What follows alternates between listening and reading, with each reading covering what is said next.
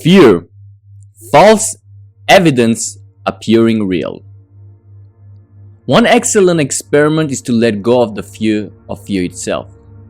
When we stop being afraid of fear, we notice that it is just a feeling. In fact, fear is far more tolerable than depression. Surprisingly, to a person who has been in bad depression, the re-emergence of fear is welcomed. It is better to feel scared than hopeless. To understand how fear is self-reinforcing, we have to stop and look at another one of the laws of consciousness. What one holds in mind tends to manifest. What this means is that any thought which we consistently hold in mind and consistently give energy to will tend to come into our life according to the very form in which our mind has held it. Thus, fear engenders fearful thoughts. The more we hold these thoughts in mind, the more likely the feared event will happen in our life, which again reinforces our fear. As a medical intern, there was a fear of public speaking. At the very thought of getting up in front of medical colleagues to present a patient's case, the voice will fail out of sheer fright. Because of holding that fear, the inevitable situation arose that necessitated having to present the case of a patient to the staff meeting. After reading a few paragraphs of the case history, the voice began to falter and get weaker, and eventually stopped. The very fear that had been held in mind came to pass, and of course, that occurrence reinforced a fear of public speaking and brought on apathy about it. Henceforth, for many years, the limiting belief system operated. I can't speak in public. I'm just not a public speaker. Any and all speaking occasions were avoided, with the consequent loss of self-esteem, avoidance of activities, and limitation of vocational goals. As the years passed, the fear took a somewhat different form. The belief system was, I don't want to speak because I might be boring and a bad speaker. Finally, an occasion arose where it was necessary to speak in a public meeting. There was the opportunity to sit down and find the courage to face the fear. The inner dialogue was, what's the worst possible thing that could happen? Well, you could be terribly boring. This brought to mind all the boring speeches given by others. And then it became possible to accept that a boring speech was actually common and certainly not the end of the world. There was a letting go of the pride and vanity behind that fear. Yes, it just might happen that the speech would be terribly boring. The fateful day finally arrived. The paper was written out, so all that was needed was to read it. Yes, it would have been far more interesting to give it more vividness, but there was an acknowledgement and acceptance of the fear, and so the speech was written out beforehand. The moment arrived to ascend the podium. Despite the inner fear and reading the speech in a flat, monotone voice, the feat was accomplished. Afterwards, some friends said, that was technically a good paper, but boy, it sure was boring. The inner self, however, did not care. It was jubilant. There had been the courage and acceptance to face the situation and actually do it. The fact that it was boring was irrelevant. What was important was that it was done at all. Self-esteem increased because the fear and inhibition had been overcome, and speaking engagements no longer had to be avoided. In fact, the practice developed to begin all presentations with a warning to the audience. I'm one of the most boring speakers around, and in fact, I can be quite tedious. Surprisingly, this brought a laugh from the audience. Their laughter signified acceptance of our common humanness, and so the fears were lifted. This was an extract from Letting Go by David Hawkins. Now, on to another extract. A young lady was invited to an audition she had been looking forward to. However, on 3 previous occasions, she failed miserably due to stage fright.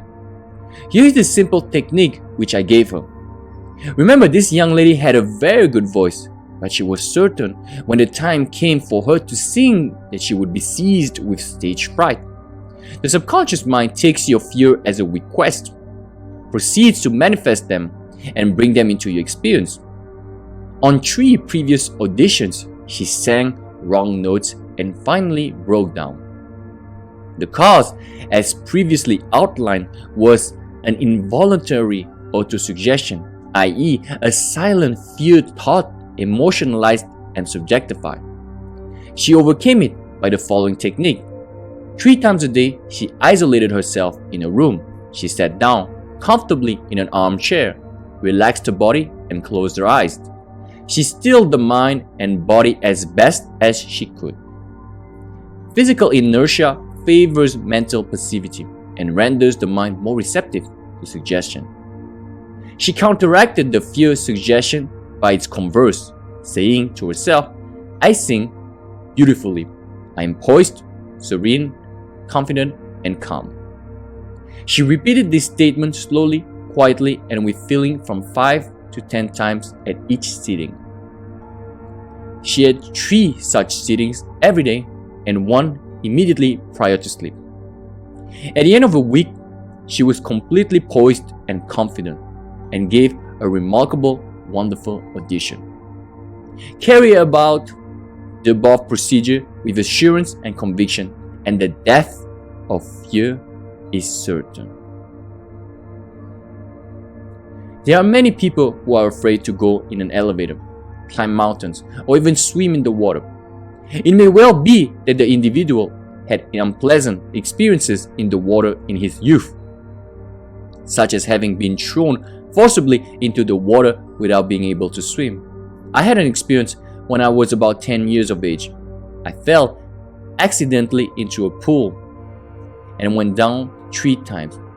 I can still remember the dark water engulfing my head and my gasping for air until another boy pulled me out at the last moment. This experience sank into my subconscious mind. For years, I feared the water. An elderly psychologist said to me, "Go down to the swimming pool, look at the water, and say out loud in strong tones, 'I am going to master you. I can dominate you.' Then go into the water, take lessons, and overcome it." This I did. I learned that when you do the thing you are afraid to do, fear dissipates. And this is another excerpt from Miracles of the Mind by Joseph Murphy. Now, let's continue. Fear is a major component of one's life. It's an annoying companion, yet it is here for the ride. Fear is looking at the future and see what will go wrong. What if my business fails? What if my husband leaves? What if ISIS strikes? What if I get sick? What if I get rejected? What if I end life as a failure? So much of our lives are lived in this constant state of worry and anxiety. The price you have to pay for living with those emotions might be too high. Your ego is writing checks your body can't cash. It is all about our scared and fragile ego. During ancient times, fear had a purpose. It was here to prevent us from getting eaten alive or survive natural disasters.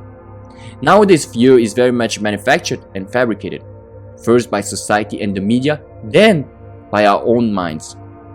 I'm not trying to cast any aspersions nor deny any conspiracy theories. It is neither here nor there in this discussion. The medias will do what they do, which is try to get viewership and audience. The media will turn the info into something that will get your amygdala hooked. Fear is one of the greatest ingredients to get eyes and clicks. Why start a business? 9 out of 10 fail. Why go approach that woman? She's most likely going to reject you or even worse, slap you. Fear paralyzes us and prevents us from actually doing what we really want to do. How much are you holding back just because of fear? Are you starting sentences like, "Oh, I wish I could do this or that, but I don't think it can work out"? How do you know it won't work out? Do you have foreseeing abilities? Probably not. But fear has made your vision skewed and has prevented you from seeing reality as it is now, not as you made it out to be. The Greek philosopher Seneca used to say that we suffer more in imagination than in reality. Those timeless words are deep in meaning. We exaggerate things in our minds and forsake reality as it is. Seneca also said, "He who indulges in empty fears earns himself real fears." I will illustrate this point with a few examples. When I was living in Shanghai a few years ago, I started seeing this girl. We were both really into each other. After a few weeks, we were eagerly calling ourselves a couple, boyfriend and girlfriend. I was feeling quite fragile at that time. I was isolated and depressed before I had met her. Things in my life were not going so well and I felt distraught. When she arrived in my life, she felt like a breath of fresh air. Things went great for a time, but at one point my attachment to her led to my fear of losing her. Before that, I was being the ideal boyfriend, but then fear came along and changed my demeanor and behavior. All of a sudden, I was clingy and needy, and obviously she started backing away, till one day she had enough and our short-lived relationship ended. All because I had let fear rear its ugly head. Now let me tell you about a few scenes from the old show named Kung Fu with famous actor David Carradine. The story takes place in the Shaolin Temple. A young disciple, eager to learn more, is put to a test by his old blind master. They find themselves in a secret room hidden from the rest of the monastery. In this room, there's a big pool of liquid. A plank was set from one extremity to the other in order to walk over the pool, which evidently was a pretty easy task. The liquid that filled the pool was not water, it was acid. You could see skulls and bones floating in it. The master told the young disciple that in a week he would have to walk this plank and try not to fall in the acid and die. The boy was scared, terrified. He did not want to be another skeleton swimming in the pool of acid. The master gave him a plank of similar length and size to practice on the ground for a week. It did not take long for the young boy to perfect his plank walking abilities. Then the day of the test came. Now it was time to prove himself worthy of the Shaolin teachings. He started walking, one small step after another, but he could not contain the fear that was growing inside his mind and body. He started losing balance. He was stumbling and barely walking straight anymore. One awkward step followed by another till the inevitable happened. He fell.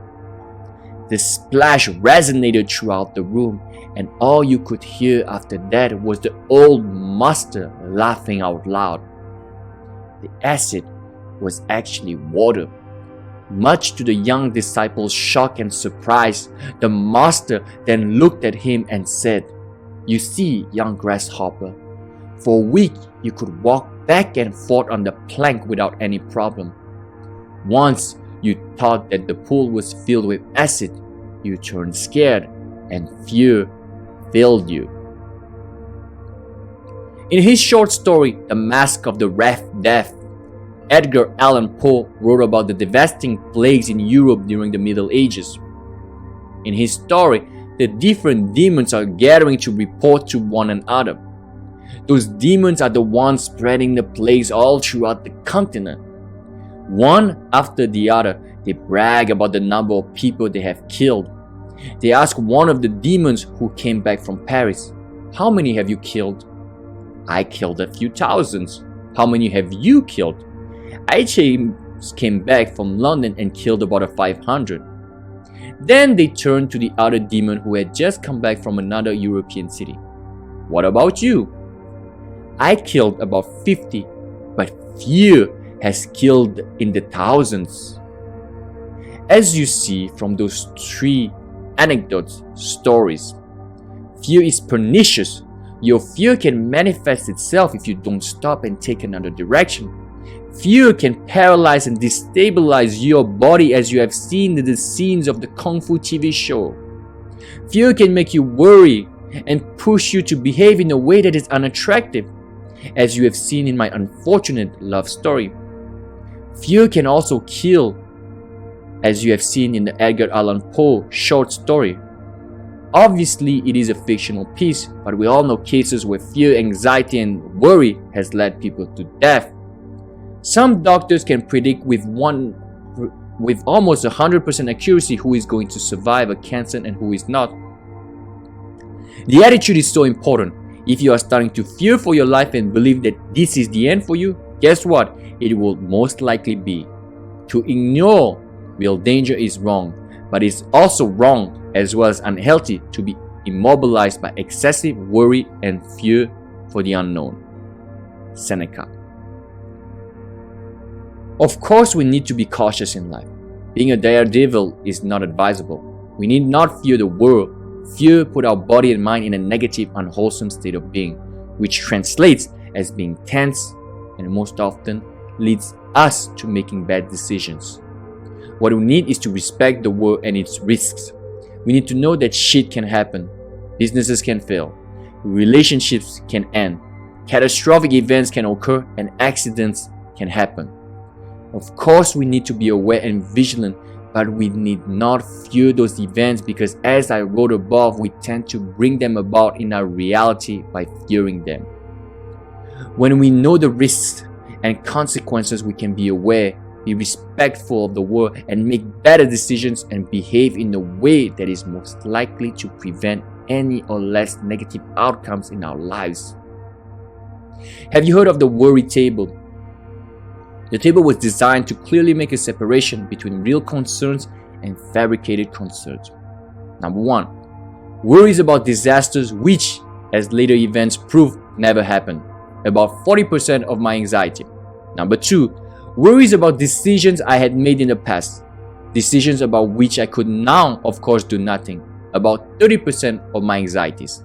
Number 3, worries about possible sickness and a possible nervous breakdown. Neither of which materialized.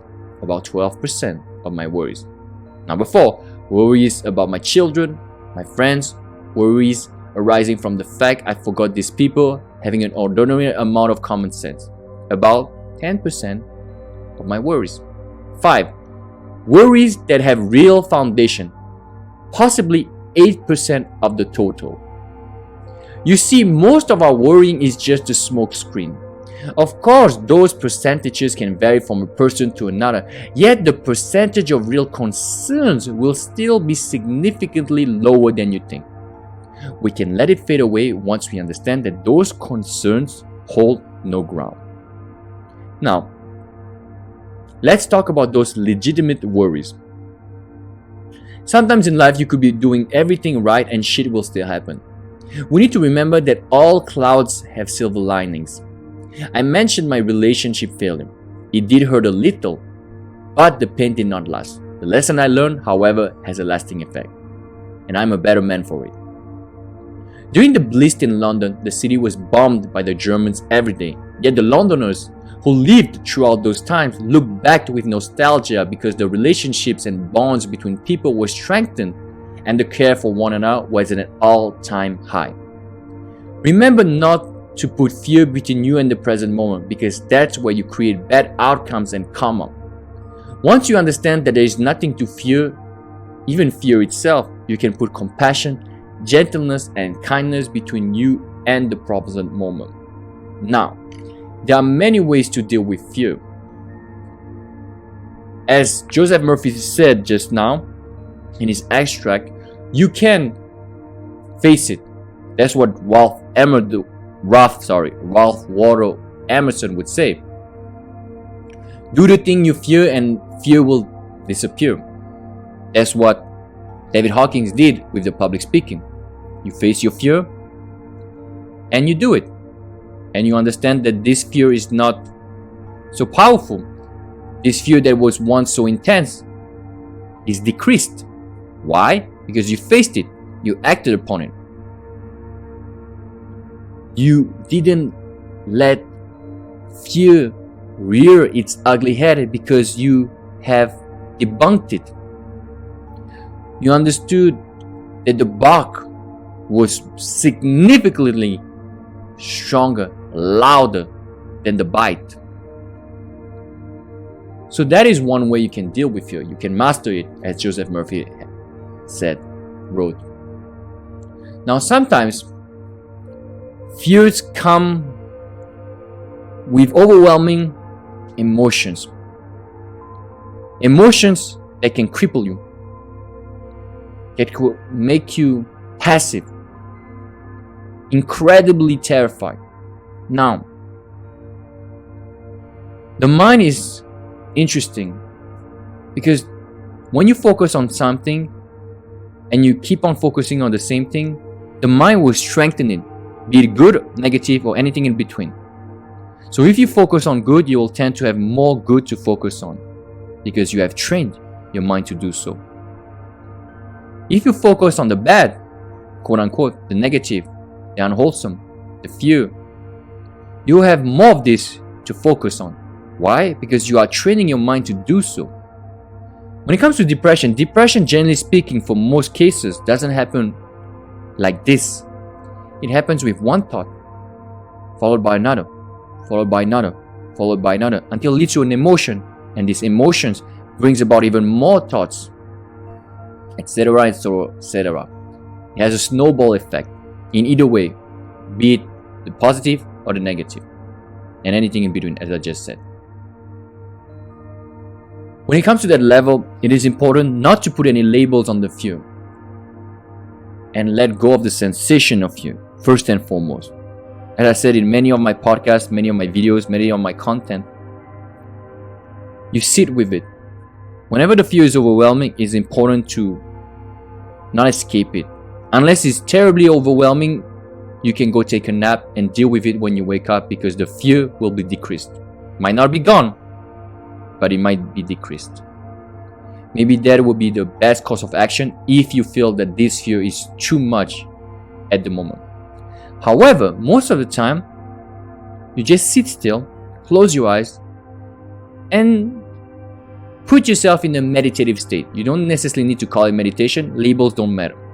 You sit, you close your eyes, and you be with the sensation. Do not label it. You understand that this emotion is strong, intense, but you need not label it as fear or anything. At this moment, it is important to not give attention to your thoughts because thoughts will come and disturb you.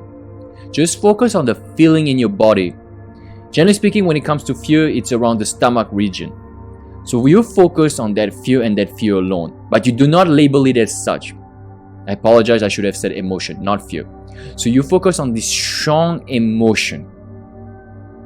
And you can tell yourself mantras. I choose it's all good. It will pass. It's okay. It's okay is very powerful for me, and I think it can be for you too. You choose the words that are the most suiting for you. I choose it's okay, it's all good, it's passing. We each have different words that triggers different kind of calmness in us. So you have to decide which words work best. If at all, you don't necessarily need to use words. You can just sit with it and just take deep breaths, be with it until it goes. It is important to understand that when you offer kindness to emotions like this, the emotion has no other choice but to fade and leave you.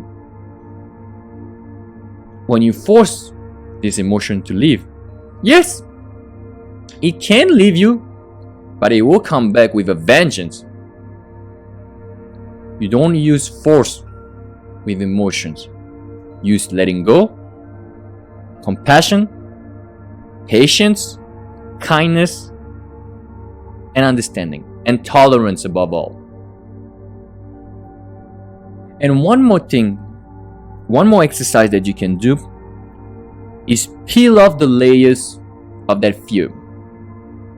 You can do it together with the letting go or separately at different times. But it is a very, very good exercise akin to negative visualization. Negative visualization is pretty much facing your fear.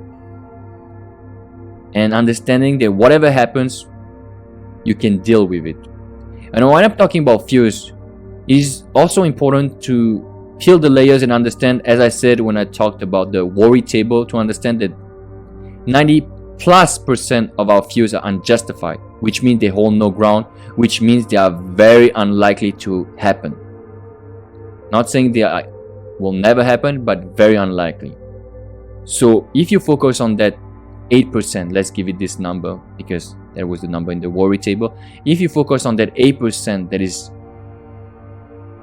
likely, or that could happen, sorry, that's a better way of seeing it, then there is a course of action. Then you can see and you can understand that you can face it. And there's one exercise by David Hawkins that can help you with this. I've talked about another exercise, which is the Stoic way of doing this exercise, fear setting. And I will talk in other episodes and other content forms. Now I just want to talk about this particular exercise by David Hawkins. It's called "And Then What?" When you peel off the layers of that fear, slowly you go to the worst and worst case scenario. For example, or if I lose my job, what will happen? Or maybe my friends will leave me, and then what? Maybe my spouse will leave me, and then what? Maybe I'll have to live in the park, and then what? Maybe I'll get sick, and then what? Maybe I won't have enough food to eat, and then what? Maybe I'll die, and then what? By virtue of just doing this, and not in the in the fast way I just did, by taking your time and peeling off the layers one by one, you will understand that this fear will always ultimately lead to the fear of death, the fear of being alone, the fear of pretty much being ostracized from society and dying alone. David Hawkins said that most of your fear boils down to the fear of death. I think that is more so, it applies. Death obviously for our ego is a huge fear, but I think that also being ostracized and being chastised and being an outcast is also a very, very big fear, and I think it applies for a lot of us in this modern world. So once you do this, and I'm not saying it's an easy exercise, however, I think when it comes to contemplation of death, as well as we understand that once we face that fear, and we can understand that this fear is not as strong as you think it is. Now, I am not saying that if those situations were to happen, it would be an ideal situation. However, what I'm trying to say is that that fear can 100% be debunked and see it for what it is.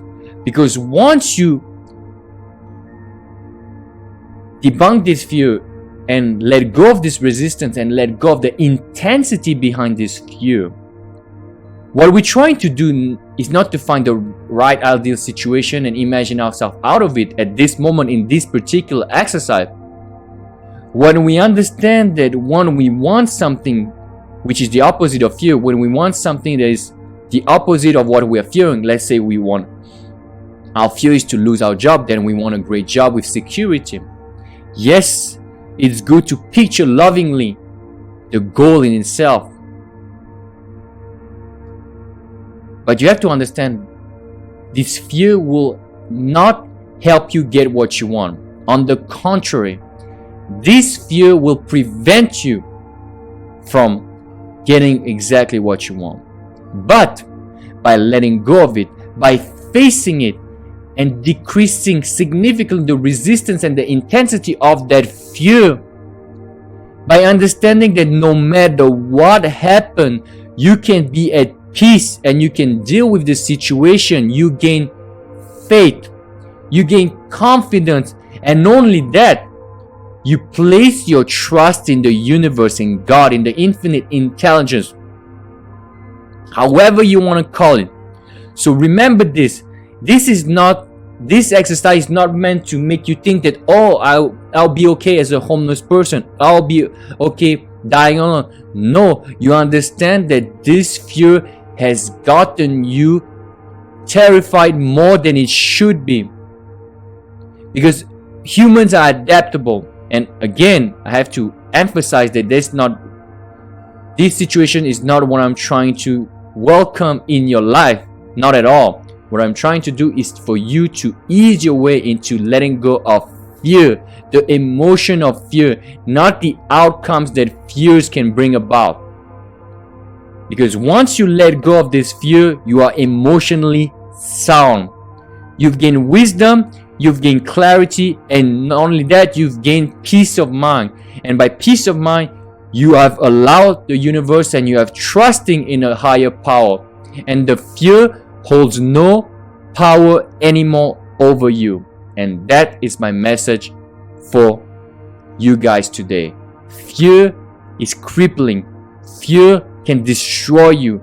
Fear can prevent you from doing what you're supposed to do, doing what you really want to do. Fear is something you need to let go of.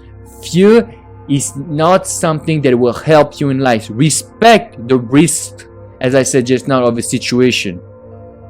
You're not going to go riding a motorbike at 200 miles per hour without a helmet. That's what I'm trying to say. You're not going to go at war without preparing yourself. You're not going to go in a boxing match without getting ready, getting your skills up to par. That's what I'm trying to say. Life has risks that could be detrimental to your health, to the health of the people around you, to your mental well-being, etc., etc. Those are the risks, but they need not be feared. They need to be respected and understood. The emotions, the unwholesome, strong, overwhelming fear needs to be surrendered because it does not serve any good in your life. And that's my message for you guys today. I hope you like it, and I'll see you very soon.